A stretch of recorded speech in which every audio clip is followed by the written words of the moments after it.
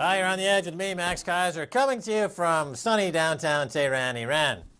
Hey, I noticed that the Iranians have just upped their gold supply, their gold reserves, pretty aggressively adding to their gold reserves. They're now in the top 15 countries in the world with major gold reserves. And I think this is a great idea because when I read folks like David Broder, who writes in the Washington Post, he says that the American economy is really doing quite poorly, so let's invade Iran.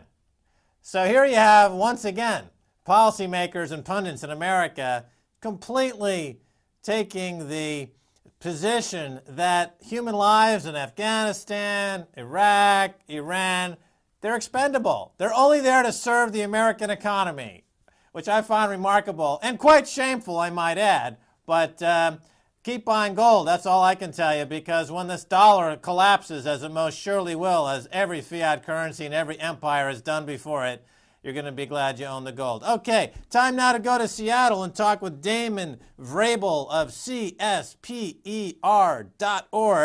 where you can see his video series, Debunking Money, talking about the collapse of the U.S. dollar. Damon Vrabel, your new video series, Debunking Money, tell us about it. Yeah, I decided I had to do some more education on the money system because as I was writing articles using terms like debt money and asset money, people didn't know what I was talking about. There was just endless confusion out there as far as what I meant by the term asset money. Everybody thought debt meant commodity-backed money, it was a sobering moment where I realized we're in some serious trouble if we don't realize just the accounting difference of a money system that is an asset to a small tight group of firms and a debt to everything else in the economy versus a money system where you can have some money that's an asset.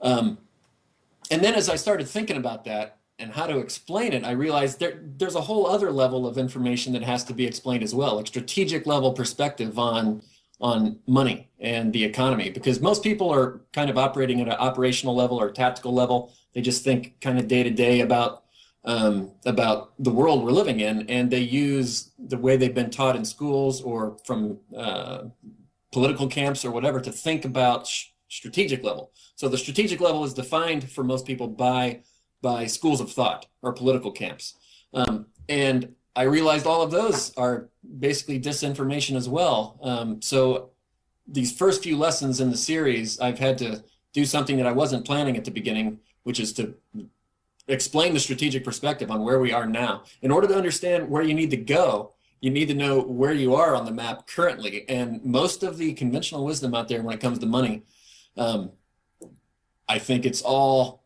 confusing and designed to confuse people as far as where they are now. All right, now you do a really good job in breaking down the primary political organization structures around the world, let's say capitalism versus communism, and you put these two strains of political thought as connecting arteries into one global money central location. And as you point out, this is not money as in, well, I worked really hard, I made money, I saved some of it, and I put some of that in the bank, and that's the basis of some kind of economic system. No.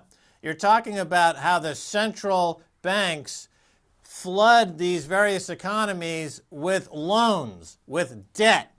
And this immediately sets up a detrimental situation where everybody is put on the hamster wheel, whether it's communistic hamster wheel or capitalism hamster wheel, to pay off the interest on their debt. Nobody ever gets ahead, but it does serve the people who create this system very, very well. Is that a fair characterization?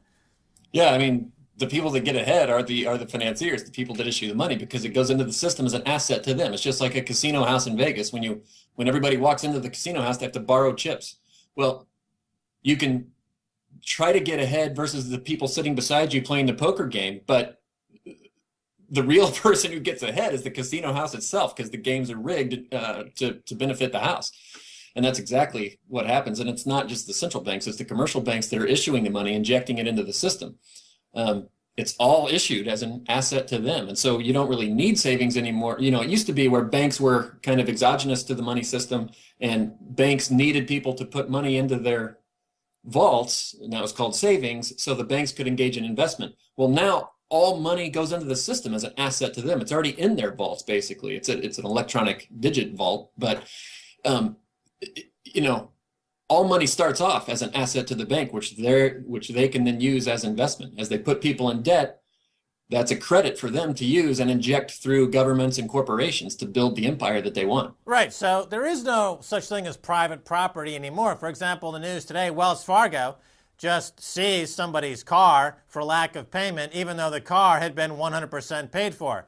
A couple of weeks ago, somebody's house was seized, even though they had paid for the house 100%.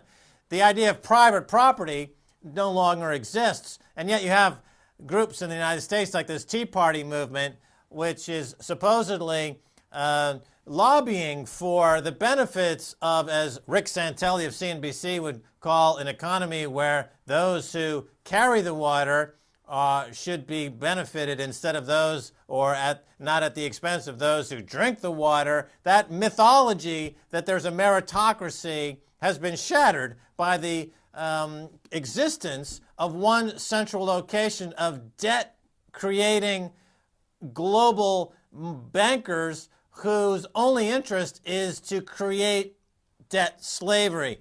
Now, at the center of this all, and it's a very good series you have there on the internet, you break it down as a chalkboard series, a whiteboard series, and it's quite... Very small whiteboard. Yeah, it's great, and I see you have a nod to the frat boys who run the whole system by wearing your little baseball cap this time, which was a nice touch. Now, let's get into some specifics here. The capital machine, who's in it? Most people are in it. I mean, the people that are working for it to earn, I mean, the people that are basically serving it because they need to earn bank credit, they are actually participating in it.